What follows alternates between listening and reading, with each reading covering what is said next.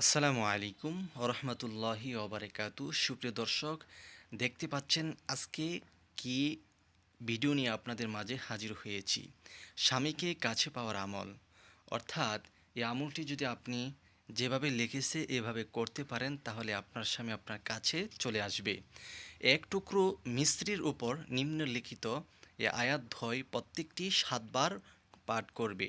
প্রত্যেকবার মিস্ত্রির উপর ফুঁক দিবে এবং সর্বশেষে ইয়া ওয়াদুদু ইসিমটি 100 বার পাঠ করে ফুঁক দিবে, অথবা ওই মিস্ত্রির টুকরা স্বামীকে খাওয়াবে।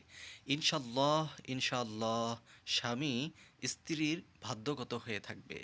আয়াতটি এই: বিসমিল্লাহির রহমানির রহিম, ফাসায়াকফিকাহুমুল্লাহ ওয়া হুয়াস সামিউল আলিম।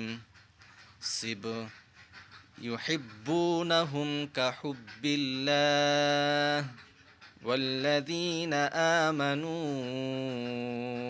أشد حبا لله